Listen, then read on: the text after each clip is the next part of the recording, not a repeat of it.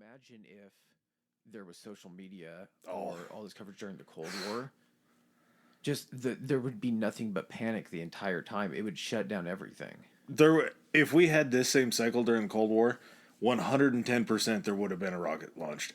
There would have been a nuclear, just through the storm, through the storm of media that we have. Mm-hmm. You would get somebody that was in charge of something that they probably shouldn't have been, that got a little gunshot or got a little eager and fucking pressed a button that they shouldn't have. When it was literally like a button. Mm-hmm. There weren't 10 redundancies. Code was the lock combination to get into the room. Yeah. That was the only code there was. That's the coolest shit, like on like Hunt for Red October. And those kind of where they get the codes and they have to break the plastic and pull it out and then they read off what it is. Yeah, it's a shame that Sean Connery couldn't get rid of his accent for that movie. He didn't need to. What was he in the movie?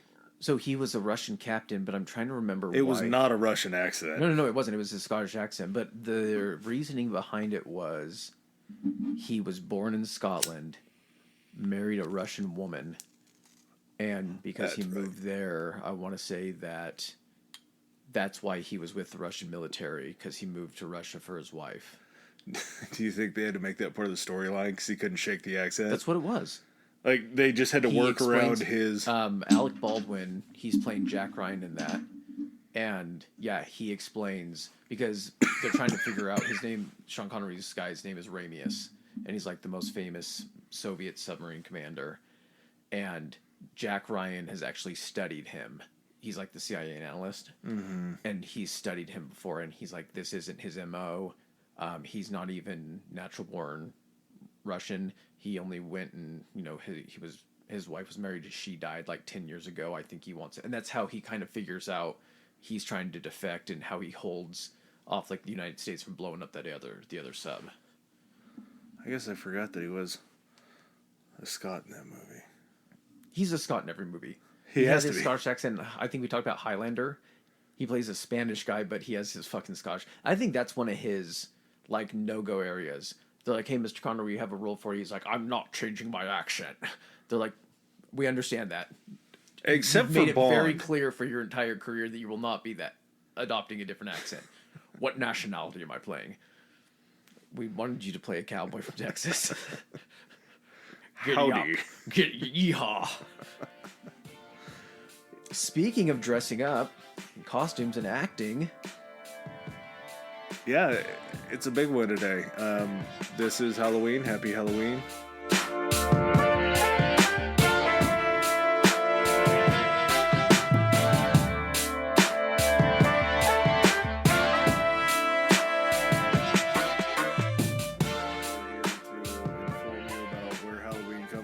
And to shake your American feelings about being the only one that celebrates this. And there's a lot of holidays that I think I take for granted personally that I don't realize that other people celebrate. Mm-hmm. Like, you kind of know about Canada with like Boxing Day and Canadian 4th of July, I think they have.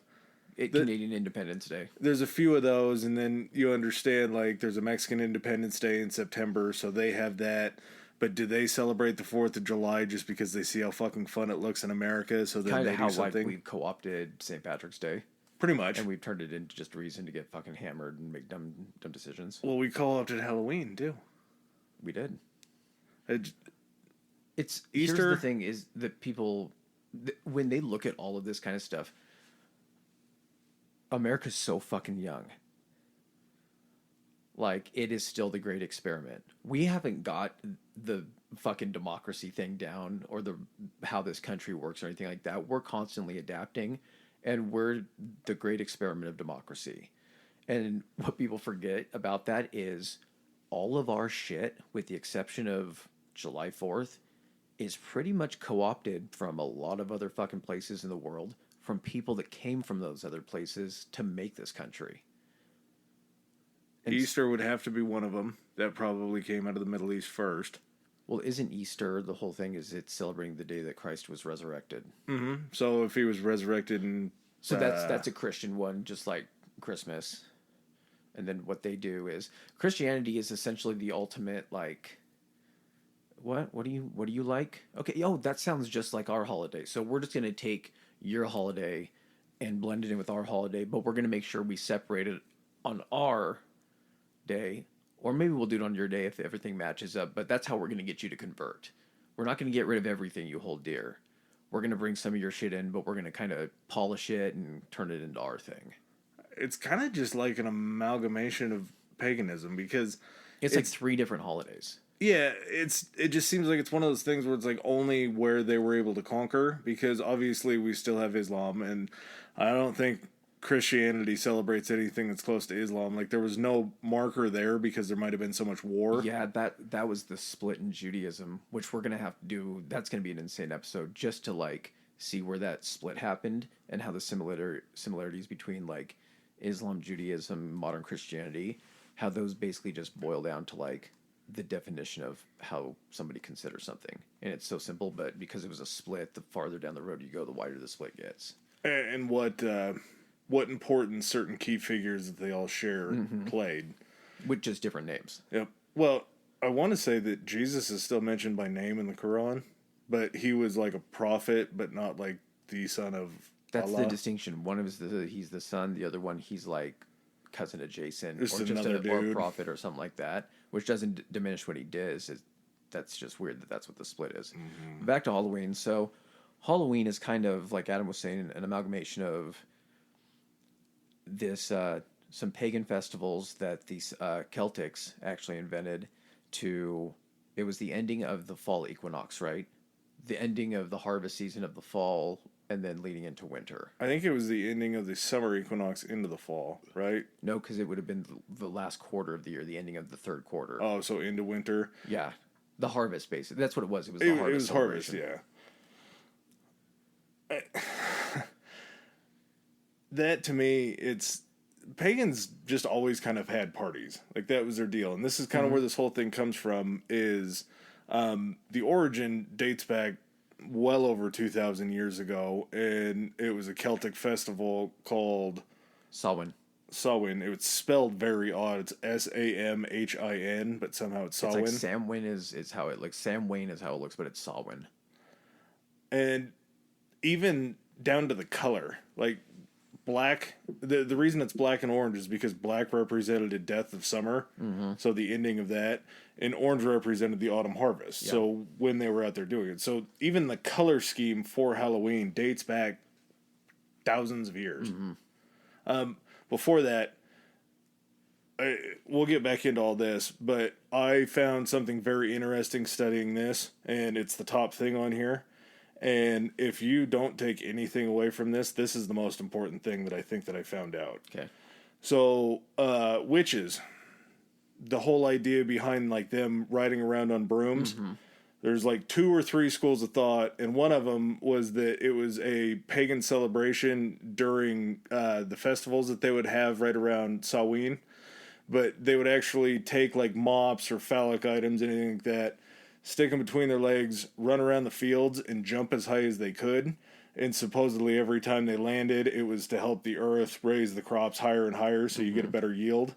So that was like the thought process behind turning witches from pagans into witches, was they used to run around and jump with their brooms, and then it turned into flying.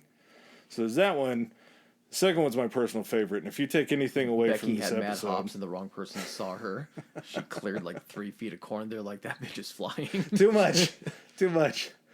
But this second one Fucking is... chill, Becky. It's very important because I don't know how anybody would prove this, but witches riding on brooms started out as like a broom was a domestic item that a woman would use in the house, and that was kind of like her tie to being a domicile woman. So witches fly on brooms partially because that was them escaping and going into their own little Wiccan witch world. Okay. Breaking the shackles of domestic servitude. Yep, exactly. You're out there on your own. You're doing your own potions. So it was like the fuck you. Like, I'm taking my broom and I'm fucking flying out Getting of out of here. here, yeah. This broom's... My ex-husband bought this broom, now I'm a witch. The second part of that I find absolutely fascinating, that they used phallic objects such as brooms as dildos. But the way that they would use them, Man, you're living in fucking pre-colonial America. You're using whatever you can. You're not gonna go out true. and find a fucking stick and be like, "Ooh, this is rough." you just pray to God they had sandpaper, because that would be rough. I think all they had at that point were like lathes. Just rubbing shit on rocks, trying to get it smooth At enough. that point, yeah, you have a lathe and you try to get it as smooth as you can, and then the most prized family heirloom is like a broom that's been handed down for generations that's just been worn smooth by people using it. It started out a 6-foot long broom, and now it's like 2 Oh feet my long. god!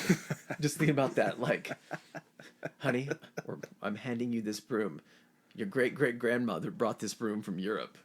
This broom has seen me through a lot of rough times. When I was learning about this, I was sober. Trying to get through this next part stoned is gonna be it's gonna be very difficult. But so we've heard of like witch's brew and the wording. I think it's in the Hocus Pocus, bubble bubble toil and trouble. Yeah. So they had something that they made called witch's brew, and it was also called a flying ointment sometimes. Okay.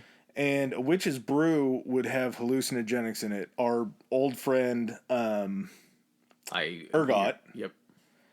It had deadly nightshade in it. It had a couple other things that had hallucinogenic properties in it. A little bit of that psilocybin from those mushrooms growing off those cow patties. Exactly. So when you take different things like that, it can really affect you. Like if you were to drink witch's brew, it would, like, your digestive tract, it would just wreak havoc on it. Yeah. But luckily for these witches being so smart and needing to know how to fly, they found easier ways to do it. And obviously, if you can't ingest it through your mouth, you can boof it up your beehole. But for women, there is one other option. Back to the old broom handle. Yep, back to the old broom handle. So allegedly, the story goes that these witches would get together, they would make a witch's brew, then they would take the witch's brew and mix it with something that they could put on their... Everyone dip your tips into the cauldron. Yeah. They would rub that on their broomsticks. I feel like I've seen this movie A couple times. late at night. I've never seen the ending, but I have seen the beginning and part of the middle. You never need to make it to the ending. No one makes it to the end. And they used to throw them between their legs, obviously with no drawers, either by choice or maybe you just didn't have any. So as the puss was riding on the broomstick, they would ingest the witch's tripping. brew. Yeah. And so they would hold the brooms between their legs and and fucking ripping, fly baby. around, see things, different things like that. So there's a good chance that that could be where the origin of witches flying on brooms from is. They would sit on the witch's brew brooms, it would inhale through their puss, and then they'd just think that they would go off flying. I'm starting to think this whole witchcraft thing was just a bunch of people being jealous that they weren't invited to the good time. Well, and it kind of makes sense. If you're hanging out with a bunch of Puritans and you're kind of horny all the time, you're going to have to do shit like this. Yeah, there's nothing else to do back then. So if you take anything from this, witches might have put hallucinogenics on the And broomsticks. dry hump their brooms. And dry hump their brooms. Okay, Yeah. yeah. Now getting back to the task at hand, the Celtic has to be Irish, right? Is that Irish and Scottish? Yes, it is. I think it's just Irish. I've learned in doing research, Irish and Scottish don't like to be mixed up. Yeah, that's why I didn't want to say all of Ireland them. is its own separate island. Scotland is the north of Great Britain, the north of the United Kingdom. And I'm not sure if they go by Celtic or Celtic. I know they're called It's the Celtics. Celtic. I think it's Celtic, yeah. Okay. It's one of the things we did to it. See. Yeah, we Americanized it. So these Celtic tribes eventually, after having this harvest festival over and over and over for thousands of years, eventually, just like every other people, every other country that's happened in the world, they were invaded. The Romans took them over. Once the Romans took over that area, they had to figure out a way to ingratiate themselves with the people, which we talked about it in the Alexandria episode.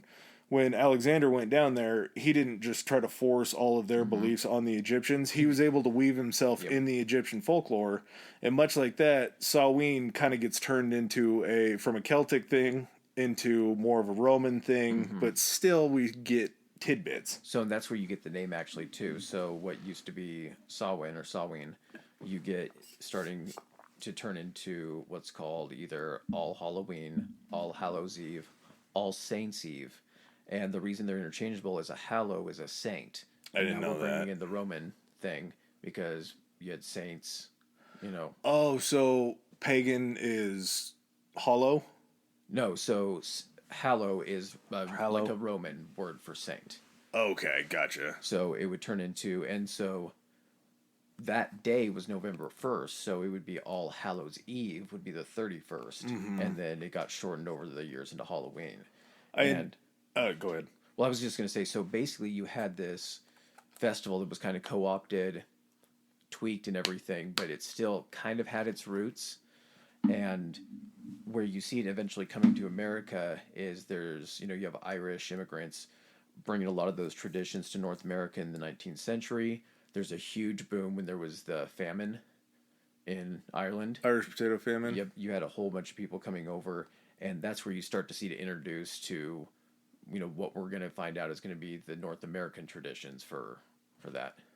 And a lot of the traditions we do, not just the name of it, a lot of those traditions still come from like their legends and lore and everything. Yeah, and like you were talking about, the kind of one of the tweaks that the Romans did to it was, I think it was, I don't, fuzzy on the dates. Everything's fuzzy because there wasn't a whole lot back then. But they added All Souls Day, which was the second, or they added All Saints Day, November 1st, and that was to celebrate the saints, like you were talking about, the Hallows and all that. Then later on, November 2nd becomes All Souls Day. And All Souls Day is to honor the dead. And going from that, like you were talking about, the Hallow thing, it became All Hallows Eve was October 31st. We changed that to Halloween. I don't know if it was just shorter or easier to say. Halloween. Halloween. Okay. I can see that. I can see where there's a jump there. And after that, there were just kind of certain things that happened that we see as like normal traditions today. Like, I was really surprised by this, but trick-or-treating started in 1556 is like the first documented time.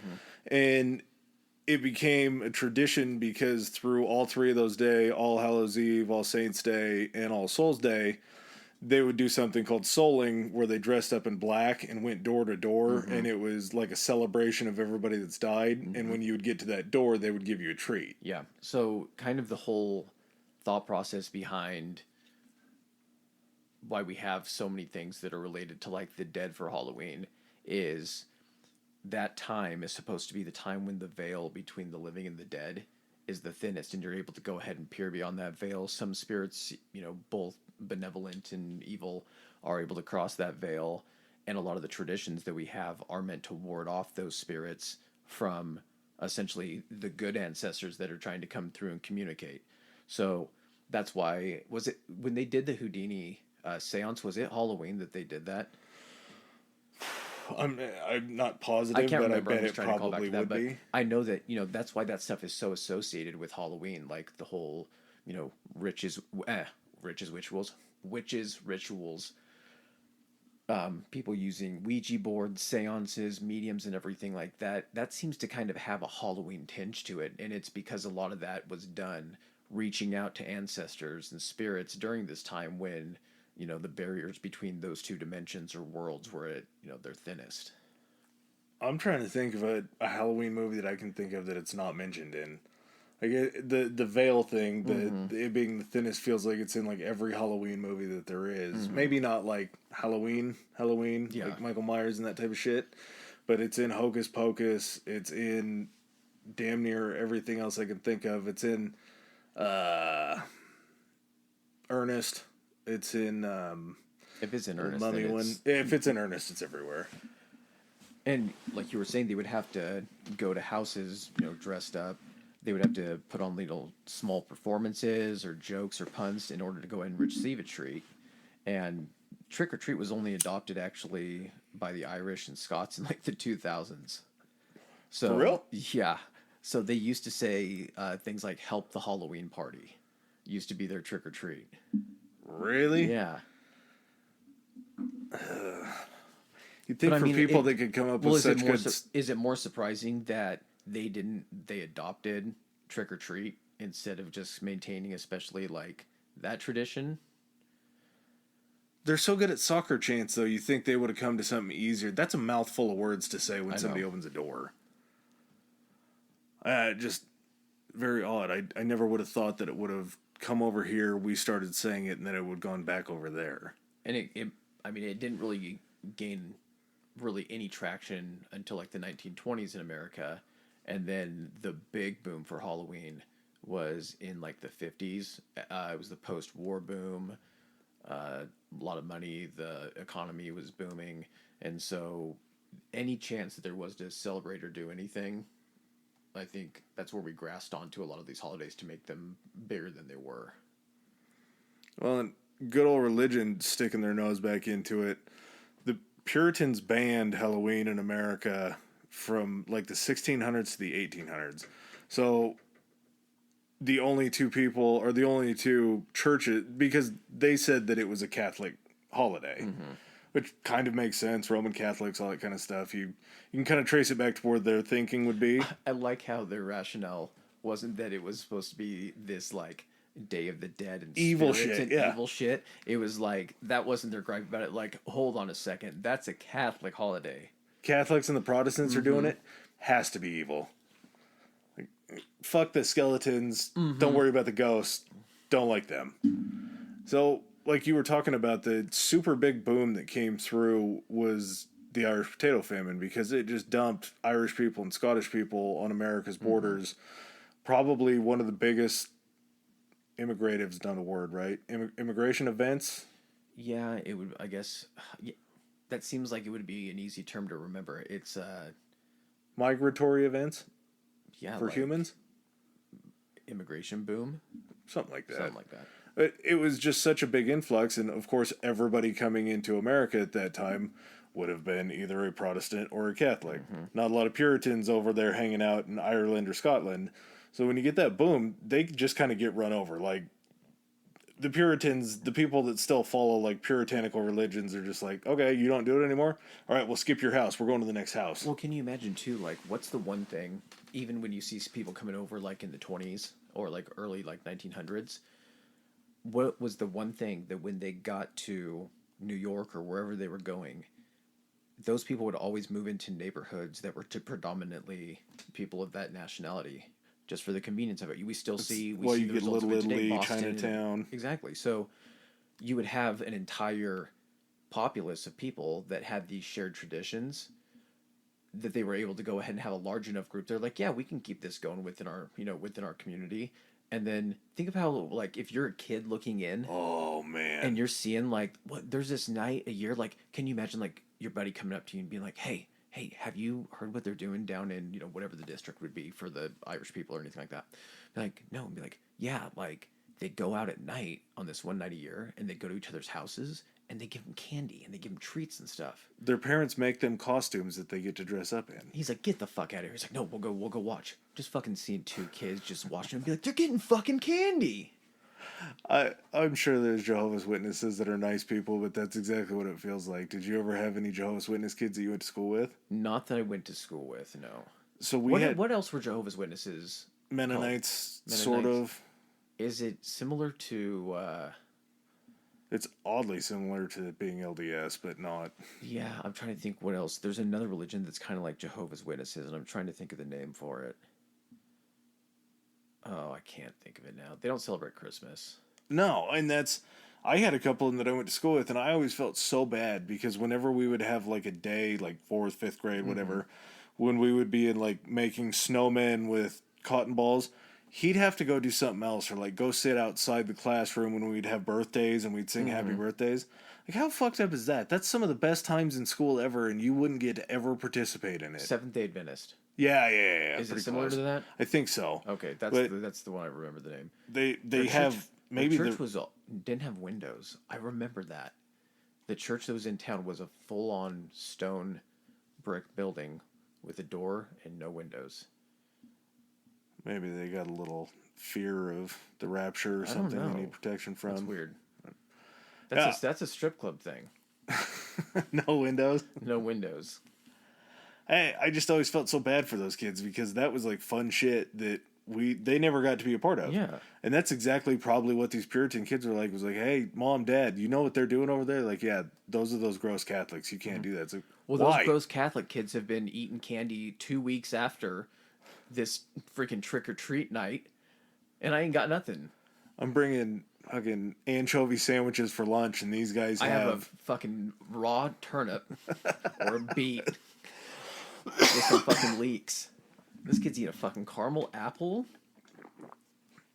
Can you just Speaking imagine of being turnips, like, hey man, I'll give you 16 potatoes for a bite of your caramel apple. you could feed your whole family for a week on these potatoes. Like, are any of the potatoes covered in caramel? No deal. Turnips actually were pumpkins before pumpkins. They used Yes. to carve turnips. So do you want to hear the jack-o'-lantern thing? Yeah. Okay. Did you hear anything about the jack-o'-lantern thing? Okay. No, blow my mind. Okay, here we go. So the jack-o'-lantern, it was tied to this Irish legend about this guy named Stingy Jack. And so Stingy Jack, rumor goes, he was kind of an asshole. He was kind of like the town drunk. And he was always trying to kind of like pull a scam or cheat people. And so he ends up meeting Satan somehow. He thinks Satan's going to like claim his soul. And so he's like, hold up, dude. And in this scenario, I somehow imagine these guys as like a Spicoli type character. And it's going to make more sense when I tell you the story. Like kind of two bros. So I imagine that he like rolls up on Satan and Satan's like, what's up, dude? Like, I'm here to take your soul. And the other guy's like, no, don't do that. He's like, before you take my soul, can we go get a beer? And Satan's like, sure, why not? I'm going to get that soul. Let's go have some drinks. So they go to the bar, get some drinks. After they're done drinking, Jack's like, dude, you're not going to believe it. I forgot my wallet. And Satan's like, I don't have pockets. I'm a goat bottom. We don't have with money horn." in hell. Yeah. And he's like, okay, you can turn into anything, right? And Devil's like, of course. He's like, turn into a silver $50. I'll pay with you. And then you can just turn back into Satan after the register's closed. And then you can have my soul. And the Devil's like, good thinking. Turns into a silver $50, and Jack takes him, puts him into his pocket right next to a crucifix. And he's like, gotcha, bitch. And so he ends up keeping, and the devil can't get out. It's dick on one side, it's the crucifix on the other. side. There's no safe exit. Stuck between a cock and a hard place. And, and so he makes a deal. And I imagine this, if I'm looking at this in the like in a movie, I imagine he pulls the coin out, and the coin, instead of like the president's face on it, it has like the devil's face. He's like, what the fuck do you want? He's like, listen, I'll let you out of your coin form, but you have to promise not to take my soul. He's like, God damn it, fine. And he lets the devil go. So what ends up happening is he eventually dies. Stingy Jack bites it. Well, he goes up to heaven, and God's like, bitch, are you serious? Like, you think we weren't paying attention to how you lived your life? Get the fuck out of here. And so... You literally fooled the devil. Yeah. And so apparently it was worse to be walking the earth, like as a spirit, like purgatory, I guess, than it was to go to hell. So Jack goes to hell, and he's like, hey, you're not going to believe this. They won't let me in upstairs. But... if it's okay, I'd like to be here. And the devil's like, ooh, sorry, we had that deal that I'm not allowed to take your soul. So... Really backfired. Exactly. He's like, but I'm going to give you this fucking piece of coal ember and send your ass on your happy way. And so the legend is that because he was forced to just travel the earth without rest, he took the ember and he put it in a hollowed out turnip. And it became a lantern, so he was Jack of the Lantern. Oh. Jack-o'-lantern. That's crazy. That story took a hard turn right at the end. I thought they did it like in memoriam of him by making like a face on a turnip. No, but so it was his lantern. Yeah, and so I don't know exactly how it came about that it would be carved with faces and everything, but I'm guessing that has something to do of trying to carve faces, possibly. I think I kind of alluded to this before, but part of that barrier, of the spirits being able to travel is you wanted to protect your ancestral spirits. So that's also where dressing up as like monsters and things like that came from. It wasn't as a celebration of those evil entities. They were trying to scare the evil And they're entities trying to get away. them back to hell. Correct. Yeah. Back on the other side of their veil. Yeah. So, and that's why also you would have people leaving out, like offerings and things like that. And I think like, so Dia de los Muertos, completely separate holiday from Halloween. And it's the opposite. Yes, but a big thing with Dia de los Muertos is the making of all this food and everything for the spirits that come in. Dia de los Muertos. What am I saying? Muerto. Dia de los Muertos. There you go. Okay, sorry. Yeah. Which I feel like is kind of cool, and I don't know if it's right to break off and talk about that right now, but it is kind of exactly the opposite of this, and it's curious because we came over from the Puritans, obviously, and that kind of thing, whereas they were settled by the Spaniards, by the conquistadors, and all that down there. And as far as Dia de los Muertos goes, it is still 3 days. They still have Dia de los Muertos, and then they have their version of like an All Saints Day, All Souls Day, that kind of thing. But where you're talking about they would leave offerings for the spirits to go away, for Dia de los Muertos in Mexico, and I think down in South America too. Mexico's a little bit different. It's kind of like stuck in the middle. It's like what they call like Mesoamerica, I think is where it's really popular, yeah. They leave those offerings out basically so they can help their loved ones as they come to visit them, as that veil's lifted and they can come back to Earth, so they can refuel, replenish, and purify themselves. They leave out like salt and water so the souls can purify themselves before they go back over on their journey. And it's what's crazy is that's kind of in a roundabout way, that's kind of the same principle behind like pharaohs and their tombs, where they would just load them with food and like their animals and everything like that. So like when a pharaoh was buried, they would be buried with everything they would need in the afterlife. That's why all their treasure was buried with them. They had animals, they had servants that were sometimes buried there. So you have this situation, hey, we're going to just load you up with all this shit. Dia de los Muertos is like, it's cool. We're going to set some shit out for you. When you guys come back, fuel up, you know. We want you to feel the love that we still have for you because we miss you.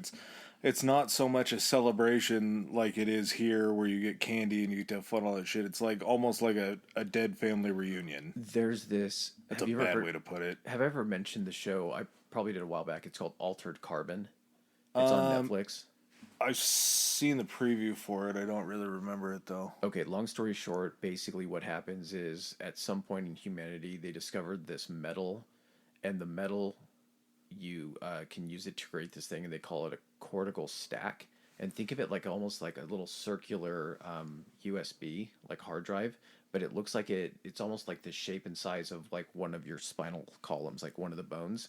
So when you're 1 year old, you get this implanted, and it basically holds your consciousness in it.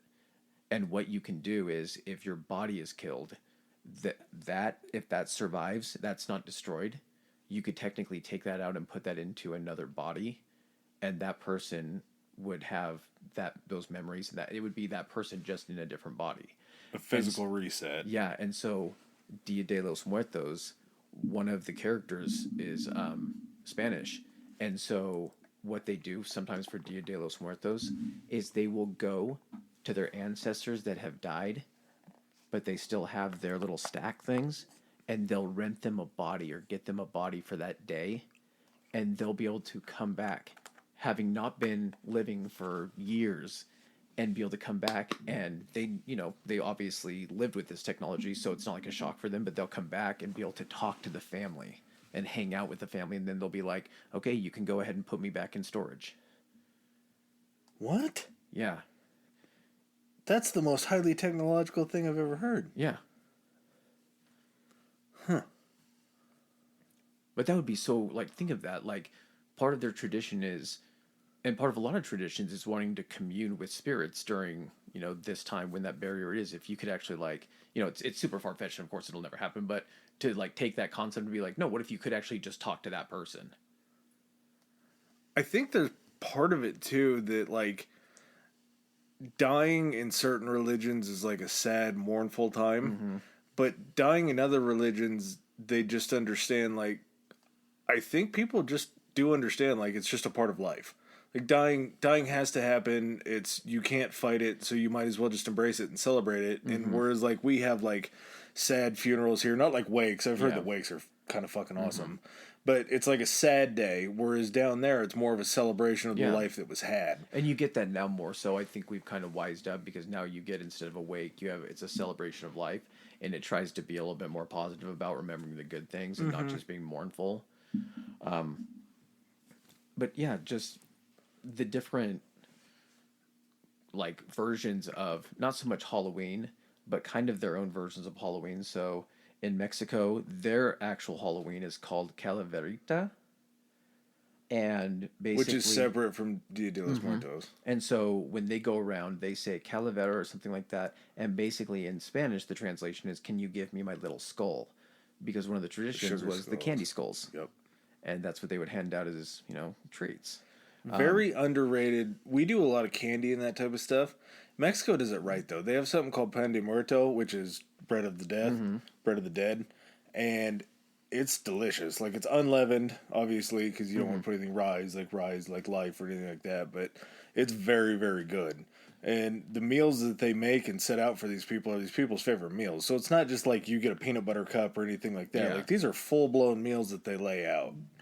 Well, in St. Louis and Des Moines, apparently, trick-or-treaters are expected to perform a joke or a pun still to get a treat. For real? Yeah, they still I like have certain that. traditions. Make the kids work. Canada, kids used to say, instead of trick-or-treat, they used to say Halloween apples. And what fucked that up was the razor blade thing. Oh, yeah. That's where that comes from, huh? Yep. I remember seeing that. And so they stopped doing that after fucking apples couldn't be handed out anymore because of the razor blade thing. Which, how do you not see where the razor... Like, I understand razor blades are thin, but they're still leaving a pretty sizable... And it's going to be very sticky. Yeah. Because there's juice everywhere. Who's not teaching their kids not to just reach into the fucking bag as soon as they get something and just take a fucking big-ass bite of it? Probably the same people that think that there's people handing out rainbow fentanyl candy and edibles and shit like that to kids. Like, I think we cover this... We'll have covered it maybe in the future on our one-on-one, but like this will be out on the 26th. I think it'll be the Wednesday before Halloween, so you'll be able to surprise and wow all of your friends with these Halloween facts while you're getting drunk, carrying around your booze in your children's wagon. But it's gone. Oh yeah. Nobody in their right mind that does drugs is ever gonna put an edible. Nobody's gonna put I guess now things are getting cheaper. I'm not giving a kid a $6 piece of candy that's drugs and not be able to see the reaction. Like, probably never. I'm not going to say never because I just don't know. But I don't want to just hand over a piece of THC to a kid and not, like, be able to see the reaction. Like, there's no payoff there. You just have to let your imagination run wild. Not only that, but, like, if you seriously want to think about that, first of all, are you trick-or-treating... how common is it for people just to trick-or-treat in areas they're not even familiar with? Like, for me, like, I go to, like... You go to the hot spots. You go to the... Not only that, but I go to a neighborhood. I'm either doing it in my own neighborhood or I'm doing it in my mother-in-law's neighborhood where we make a loop. And if I happen to get, find an edible in my kid's bag, how hard is it going to be for me to walk around and knock on some doors for other houses and be like, did you find this in your bag? Did you find this in your bag? You're going to get found out. It's not even just the monetary thing and everything. Do you really think that people are just going to do that with the expectation of not getting caught? Like, it would be so easy to catch what house was doing that shit. Not to mention, drug dealers don't give away things for free. No. So why would anybody be packaging up, like... It's just fear-mongering. We're both talking to, like, we're not going to have an argument for each other. No, it's just completely ridiculous. We're on the same side. It blows me away. And the new thing is the rainbow fentanyl that's supposed to be, everybody has to watch out for. But, like I say, nobody is going to get a bunch of drugs that they can make money on and just hand them out for free to kids just to be an asshole. That's just, like, that's not logical. It's fear-mongering. By any sense. Yeah. Yes. It is, but... It seems like it's easily debunked. Like, that's a simple thing that everybody should probably figure out. It's that they want to kill babies outside the womb. That too. That's exactly... It's the same... There's no merit behind it. There might be an example or two examples of a kid getting an edible in their candy. Guess what? I'm not saying that that was right. Of course, that's horrible. But at the same time, an isolated incident doesn't not, make it normal. Well, and there's 1,000 other examples that you can give of a kid getting into their dad's booze chest and causing far more havoc that lasts much, much longer. I got to pee so bad. Okay. All right. All right, while we take a break from class and take care of some business, you can also take care of some business. If you don't follow us on Instagram or Twitter already, our Instagram handle is Historically High Pod. That's Historically High POD. And our Twitter is Historically High. That's Historically HI. All right, and back to our show. Something that probably wasn't surprising except for the date. Candy corn, the year it was invented, 1880. And it was finally distributed out to kids in mass in 1898. It was originally called chicken feed, which kind of makes sense. If you think about a candy corn, it kind of looks like chicken feed a little bit. Well, it's a kernel of corn. Not just the, like, if you pull out a kernel, that's it gets what it's brown supposed to and then it gets represent. White the toward the core, and then it gets, I don't know where the orange is, but then the yellow is the, I didn't know that for the longest time until someone showed me them all in a circle with the points pointing in. And I'm like, oh shit, that is a fucking cob of corn. I used to think they looked like teeth. Yes, I did too. That's why you do them as the Dracula teeth. You take the fat parts and put them on your fangs, and That, I really can only fuck with candy corn maybe like once in a year, but I do like doing it once in a year. Because it's not the worst tasting candy in the world to me. And the only thing that gets me is I feel like I'm eating a candle. Like as far as the waxy feel. But they're not terrible. They're not good by any means. I'm not a fan. It's kind of like, you remember like Necco wafers and shit like that? The chalky ones. Like, it wasn't good, but it was still close enough to candy Necco to where you could pass it off. Are like Smarties that just gave up. Pretty much. Yeah. Yeah, so that was 1898. When do you think when did candy corn hit that ceiling of they're like, we're just not pushing candy corn like we used to. They're like, we got to come up with a game changer in the candy corn game. And someone's like, what if we made it in the shape of a pumpkin? They're like, God damn it, you've just saved this company. They kind of did, huh? Yeah. Those pumpkins do taste similar. They're pumpkins, they're made of the same shit. It's just a different color, and it's just more wax. Yeah, those are literally like eating a candle. Yes. Like that's like eating a tea light. Do you think? Because what war did M&Ms come through with? It wasn't Vietnam. It was before that. Oh, M&Ms were in World War War II ration kits, I believe. So that was probably when they realized that candy corn wasn't the hot shit that it was meant to be. Like when you got M&Ms instead of candy corn. Oh, as soon as they figured out how to make chocolate, Eat chocolate, just kick their ass, kick candy corn to the curb. Probably. Are you even really asking me that question? Have you had a piece of chocolate versus a piece of candy corn? I would assume, though, that they had chocolate before 1880. They probably did, but I'm guessing being able to go ahead and make candy corn. Have you ever seen, I mean, I'm sure you have because you like watching the street vendor videos. Do you ever watch when they do the hard candy where they stretch it and then they blend it together? A taffy pull is one of the most satisfying things that you've ever seen. And they put on the hook on the wall and they do that. Okay, so what I'm Either saying that or when it's in the machine and it starts rotating and it gets glistening. It keeps stretching it in different directions. Yeah. So what I'm saying is that skill set of being able to do that kind of stuff has been around for a long time, along with, because that's just sugar. So I'm guessing candy corn kind of fell into that same area. With chocolate, I think there was a much larger process for you to make chocolate and then also be able to make it into bars, because they did also have like chocolate bars in World War II rationing, but they were like, they're not the chocolate we know today. They were these huge hunking bars that were probably like 10% actual cocoa or cacao or whatever. Ton of filler. Yeah, but I'm pretty sure as soon as chocolate was as available as candy corn just got its ass handed to it. Had to have been. So that obviously was, candy corn had a run for a while, and the staying power of candy corn does surprise me because the fact that it can only be relevant a month out of the year and yet it still exists. Like pumpkins have at least got, pumpkin pie for Thanksgiving. I was gonna say pumpkins have had a pretty big glow up within the last, like, as soon as like the pumpkin spice thing started happening, all that kind of stuff. Pumpkins, they got their due, but it used to be when you were a kid, when was the only time you thought of pumpkins? Halloween and Thanksgiving. There you go. Yeah, that has to also do with the growing season, I'm guessing. Well, because they harvest them usually in August, September, so then they're ready for But October, now November. you can get pumpkin flavor whenever you want. Yeah, You because can you have put it into a pumpkin. can. Yep, and you get Or pumpkin filling and everything. It's more readily available. there's a weird phenomenon, and the only time that I've ever wished I had another friend is like I pretty full up. I've had all you guys for a while. I'm not planning on making anybody say else. what you want to say.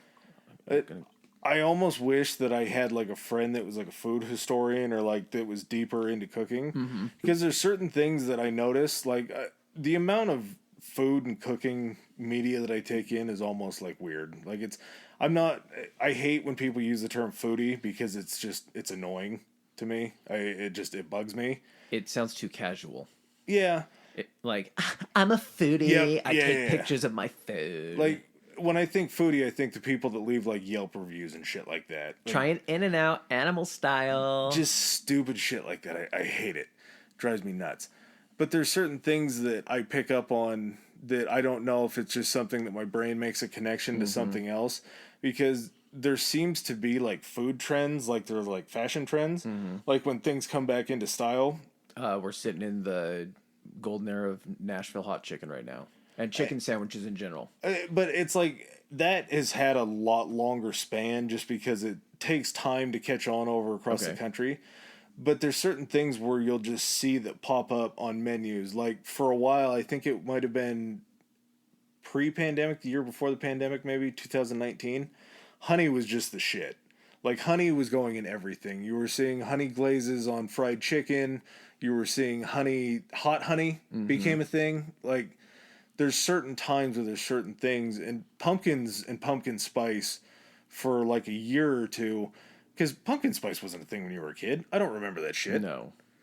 But there hit a certain time in like probably the early 2010s maybe, where pumpkin spice was that hot relevant thing for the year, and it just hit right. I'm Felt pretty right. sure. I'm pretty sure it came out of trying to do a pumpkin pie. It came out of doing a seasonal pumpkin pie. Well, that's drink, what you use and then- pumpkin spice for traditionally, is in a pie. Correct, and so you just don't call it. Can I get a pumpkin pie latte? It's pumpkin spice now. They just start to PSL. throw it in everything. It's Yes. like what I was talking about with honey. Like honey became hot honey. You found honey barbecue sauce. There was just honey fucking everywhere.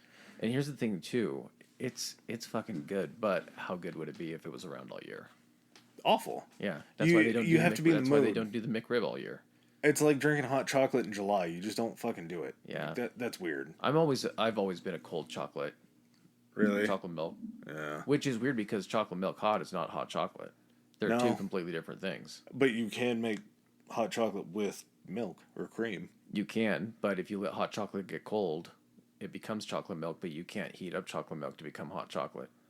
And literally another one of those things was hot chocolate. Not hot chocolate the drink, but like you Fondue type. Are you talking about fondue type? no, stuff? like when you never used to see like spices in chocolate. Like there was no cayenne pepper in Oh, chocolate yeah. before. I get what you're saying now. But they picked that from the Hispanic culture, Mm-hmm. and then that comes into the lexicon of America, and now you walk down a candy aisle and half the chocolate you see has jalapenos in it or cayenne Mm-hmm. or habanero, something like that.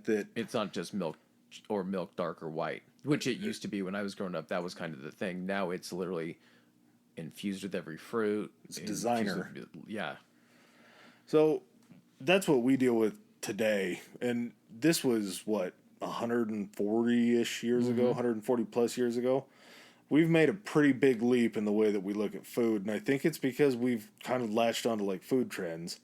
But getting back into Halloween, our first kind of official, like the ending of the Halloween story as we know it today, 1921, it was the first official Halloween parade in America. It was in Minnesota. It was in like a smaller town in Minnesota. Weird place because being that far north at the end of October, fucking cold. And probably not a lot of Irish folks or Yeah. Scottish folks. Mm-hmm. Like that would have to be Norwegian influences, probably, based on my knowledge of the NFL. Yeah, that's like Minnesota. I think Minnesota's one of those regions, kind of like Wisconsin, where it was like almost like a Nordic type population. So that was just where they celebrated it. Kind of some more fun things that I found. costumes really started to they realized that costumes could be an industry right around the 1930s. That's when they started popping up in like department stores to buy. So anytime before that, your parents had to make your costume or you had to make your costume. But now they saw that there was Get a an old vision. sheet, you cut some holes in that bitch, boom, you're a ghost. You're a ghost for 6 years in a row until you can get that Dracula cape and a pair of fucking fake teeth, and then you're Dracula for 6 years. Well, and that didn't even like Nosferatu, I think, came about in the 20s. So yeah, it was because it was an silent movie. that was kind of one of those things where, like, once you saw that on the screen, then that's what you could be for Halloween. But none of the makeup. Could you imagine how creepy the fucking makeup would be? Oh, it would. Well, it was probably pretty easy because they used to just white powder their faces all the time. Yeah, but he had, like, in Nosferatu, like, he almost had, like, bat features, like, pointy ears, like a long nose. Eddie Munster kind of look. No, like, almost. More. Like a goblin look, kind of. Yes. More so that. Yeah, so you don't have, like, rubber face features or anything like that, so you gotta get creative. All those movies from the 20s and 30s spawned so many costumes that they had. Well, that's like Charlie Chaplin. You're starting to see cowboys on screen. You're starting to see... All these walks of life Yeah, that you've like, never... imagine that, too. If you're someplace, like New York, for example, and you start to get motion pictures, you're starting to see even cultures from within your own country, like in the South. So now you're getting cowboys. How many people do you think were dressing up as fucking Indians from fucking Indians being in those movies? Lone Ranger style, and Tonto, and all those different characters. And it seems like that kind of is a theme that follows through, because for today's time, like, some of the top Google searches for costumes for 2022, Encanto, which I believe is like a Disney film. That's based on the whole lore behind Dia de los Muertos. No, Oh, is it? No, that's damn, that's the singing one, the kid with the guitar. Oh, That's on you. no, I know, and here. I never, that one never made it into the rotation. Anyway, go ahead. Encanto is the one about. It's also about Spanish, something about like magic. I like that. Yeah. It could be fun. Maybe I'll have to throw that one in rotation for Halloween. Ted Lasso, of course. Lasso, I'm sure, has been very popular for a long time. Surprisingly, still holding on strong. Dorothy from The Wizard of Oz. That's had some staying power. And Well, then, here's of course, the thing. You can go two directions with Dorothy. You can go traditional Dorothy. You can go slutty Dorothy. we'll get into the slutty costumes because we have some very special people to thank for slutty costumes. It is called. What is the fucking movie? Coco. Oh. Coco. I was thinking Soul, but Soul, I think, is more about the South and a jazz player. You got it. Rounding out the list, of course, is She-Hulk, because that's going to be a hot costume for... I have never watched any of the episodes, but I've seen the mixed reviews on it, so I don't know if it's like... You could probably wear that ironically and, like, if you really liked it. That movie makes you have... makes you ponder yourself sexually to some degree. Am I into this? Yes, no, yes, I am. Okay. So getting back to Dorothy from Oz, and you talked about the slutty costumes, this is something where it was like half research. Like, I saw one or two articles about it, and I just went with it. And they might be right, they might be wrong, but I'd like to give the credit. We have a 70 to 80% accuracy threshold on this, so fire away. Now, if you're a historian and you know a lot about Halloween, sorry, we probably fucked some stuff up, but it's a fun story. I mean, it's Halloween. You're just making shit up as you go. Greenwich Village, 1973. We've been in Greenwich Village in an episode before, a little bit earlier, about 4 years earlier, when we Stonewall. did the Stonewall, yeah. In that neighborhood, they had a real strong just grouping of gay and lesbian people. And Well, not just that, but also people that were friendly to that lifestyle as well. So you had a lot more of people accepting, that were, a more liberal view exactly. of the times in the area. Younger, probably also skewing younger. They started having these block parties where you would get not only the people that would dress in drag and things like that coming out in these drag costumes, these sexy costumes. You're starting to see glitter. You're starting to see Lace. Yep. fishnets. All this fun Leather. stuff at these parties, and that spreads to the Castro district in San Francisco, and then you get some in West Hollywood too.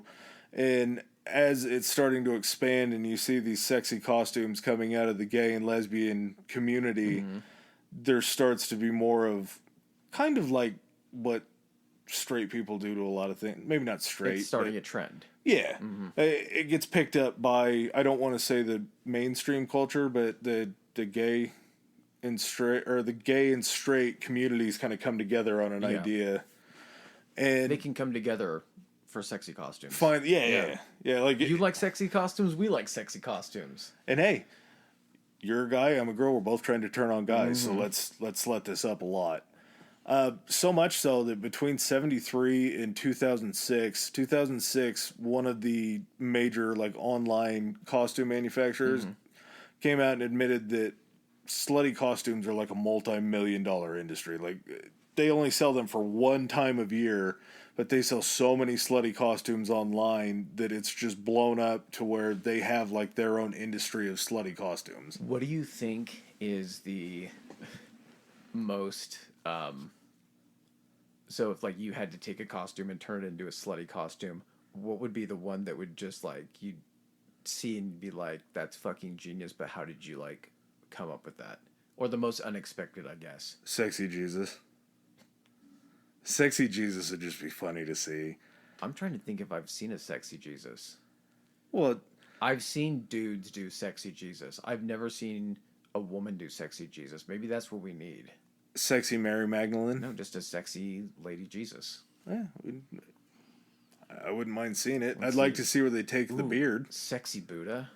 Sexy Buddha would be nice. There's many different. Are you talking about Happy Buddha? Like the fat one? There's a bunch of different Buddhas. Not Vengeful Buddha. Ooh, sexy Dalai Lama. Pretty much any of your traditional Sexy Mother Teresa. sexy Mother Teresa. I'm pretty confident I've seen sexy Mother Teresa. Yeah. Horrible lady, but you could probably sex her up a little bit. Sexy girl from The Exorcist. Emily Rose was one of them. There was that Haunting of Emily Rose movie. Where I'm she talking was... like the original Oh, Exorcist. Yeah. Sexy Poltergeist.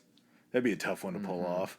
Oh, you just use like the tutu material for the whole costume, and then you just wear like a bra. Different than Sexy Ghost, I guess.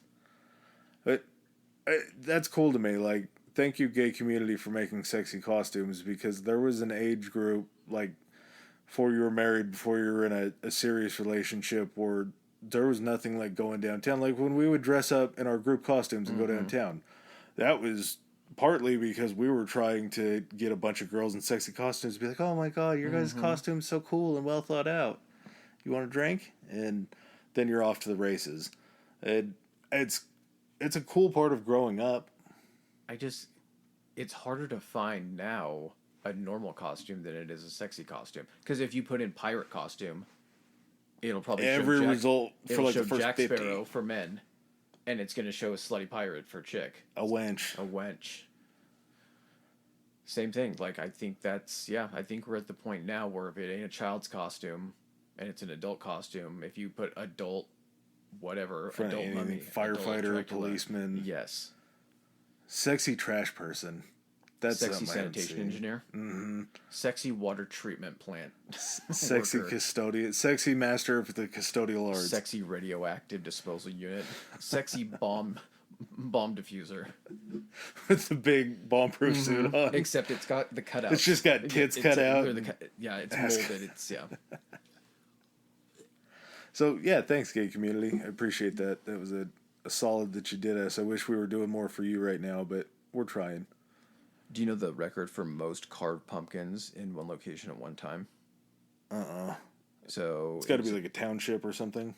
New Hampshire. Yeah. Guess the number. 5,000. Up. 10,000. Up. 15,000 pumpkins? 20,000 pumpkins? This is ridiculous. 25? Up. I'm going to shoot it higher than 50. It's 30,000. 30,000 pumpkins at once? 30,500 pumpkins in Keene, New Hampshire. They currently hold the record. Congratulations. That's Keene, New Hampshire. You probably had that in like a serial killer or something. Jesus. That's all you got to look forward to. 30,000. I get upset trying to carve my pumpkin and then having to help with somebody else's. Can you imagine just sitting there, you're on pumpkin duty. They're like, we're going after this record. Get to fucking cutting. How many? You're getting nothing but square, but triangle eyes, and you're getting a mouth with 3 teeth in it. That's it. No more. No more, no less. And if I start getting tired, you're getting just a toothless grin. And maybe a nose. Have you ever thought about breaking out the electric turkey carver a little bit early? I don't have one, actually. Really? Yeah, I just do it by just a sharp ass. That's what you're supposed to do. Chef's That's knife. the right way to do it. But it? you've seen those electric turkey carvers. Oh, Those yeah. work pretty decent in a pumpkin, I think. That's... Yeah, I tried until it. the guts just jam the shit out of the fucking actuator or whatever's inside it. I tried a Sawzall at your house. You did. Your that's old right. house. It worked okay. A little bit aggressive. I might have been a little bit aggressive It's with not the a idea. precision tool that No. you're thinking in that situation because it wants to carve hard. Yeah, there were some spots where there were some pokes through the back of the pumpkin. Blade going a little too deep, but I was using a tree trimming blade. Oh, it's just crazy now that it's like every holiday. It's been so commercialized, which I'm not complaining about everything. It's just fun to kind of know where all this stuff comes from and to understand that, do you think, and I know the answer to this already, but as a country, I feel like if there's something that America has co-opted, there's this automatic assumption like we're the ones that invented it. yeah, that's what I was talking about earlier with holidays. Yeah. Like every holiday that we have, we kind of forget that everybody else has it because we're stuck in such an American-centric way of thinking that it's like, oh, you guys should wish us Merry Christmas. We're not going to do it back to you, even though you probably celebrate the same shit. Like if you were to, it's like the, poll on the street that they do on like late night talk show. They'll ask just a simple question, but then find out nobody knows the answer. Like little if you man had on to the say, street action. Yeah. So if you're like, can you explain, Valentine's Day? You don't even have to give the history behind it, but who's it named after? And people would be like, Buddy Valentine? Like, I don't know who that is.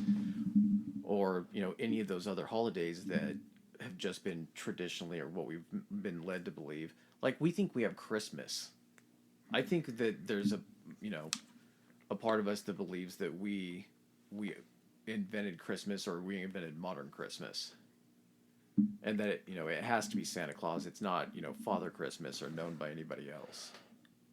Yeah, there is kind of that thought process of like once we get closer to Christmas. Holidays. Yeah, we'll do the same thing for Christmas and talk about all the other fun shit because there's a lot of other fun areas of Christmas around the world.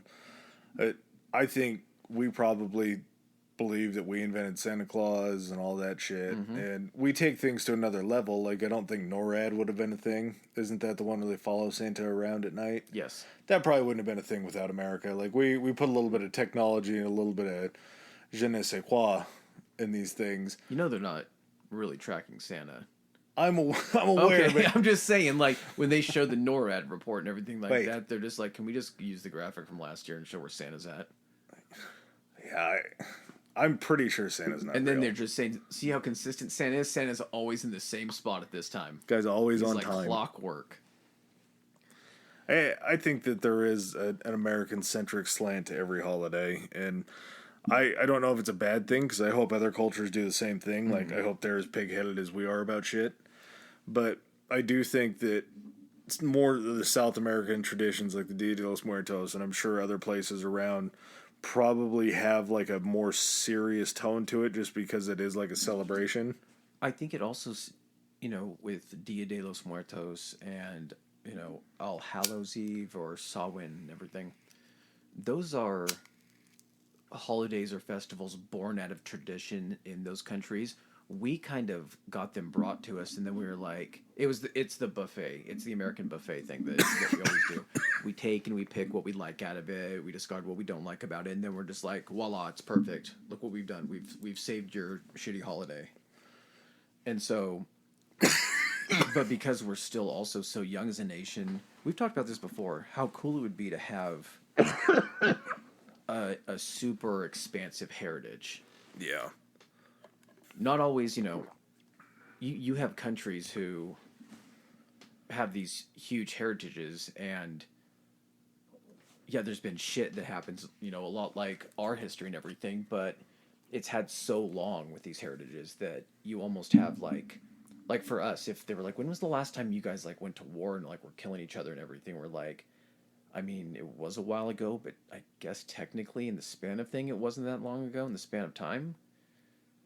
And I mean, you still have other countries that are at war with each other, but we basically, yeah, just kind of take these holidays and we're getting them from other people, and we just assume that they're ours. To grow up in an area like we were talking about earlier, like a Little Italy or like the Irish part of town, a Chinatown, something like that, there's a different sense of community there, I think. Mm-hmm. Whereas, like, for Samhain and for the pagans and everything like that, it was a community festival. It was everybody. It was a way of life. Everybody in the township, you just depended on each other. It wasn't like, you know, Halloween nowadays, like, we're just going to skip it, we're going to stay in. Like, can you imagine for, like, Samhain, they're like, no, we're just staying in. Like, the fuck you are. This is to make sure the harvest goes well. I don't care if you have the fucking plague. Get out and fucking dance around the goddamn bonfire.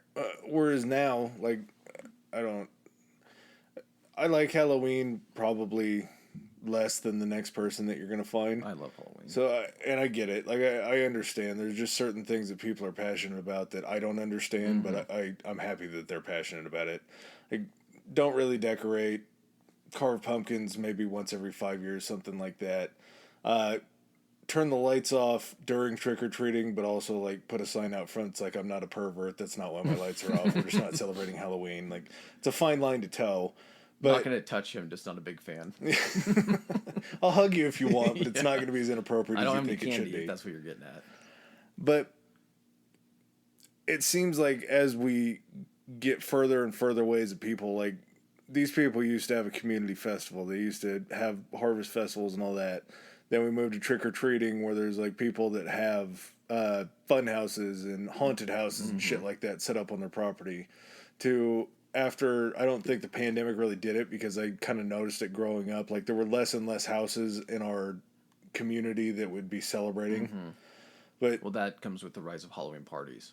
Yeah, and now, like, driving through the neighborhood that I grew up in, there's maybe, like, 30 houses in the whole decently big subdivision that actually hand out candy and do that kind of stuff. My mom still does, and I love that. Like, I love that happens.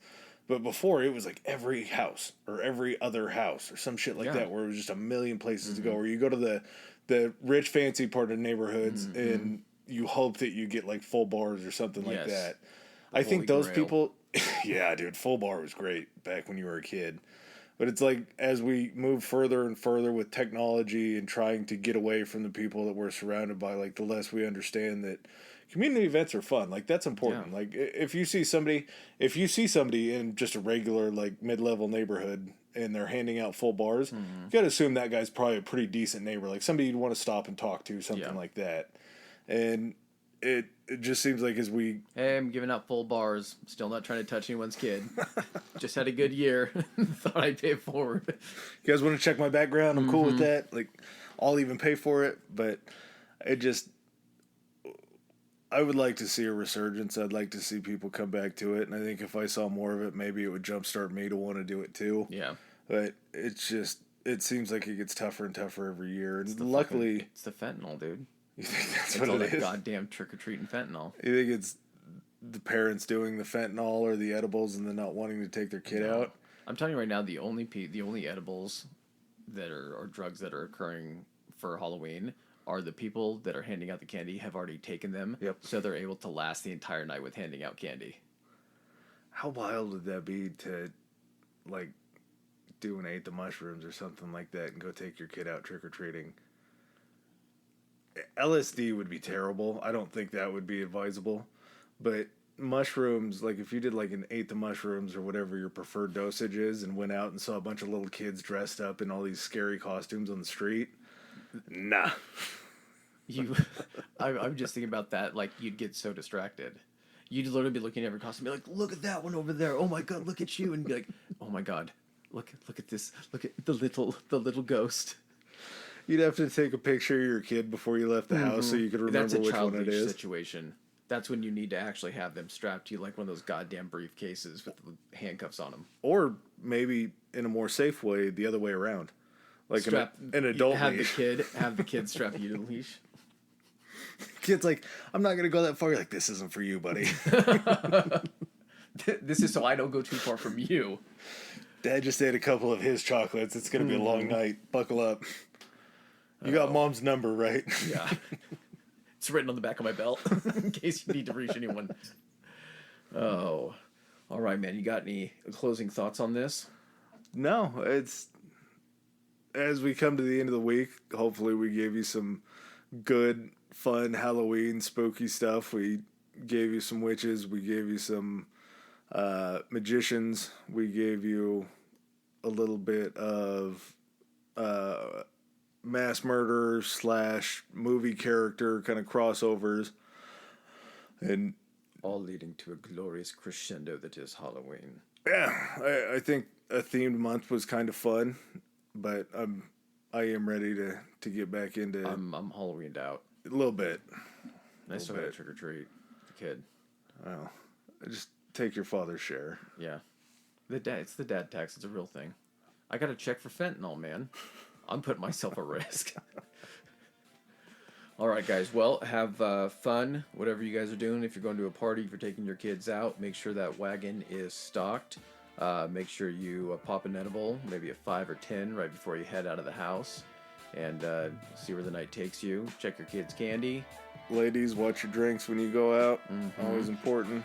If you think you've thought up a insanely original costume to turn into a slutty costume, please send us that idea, either through any of our social media, which will be coming up, and which you guys heard in the during the pee break.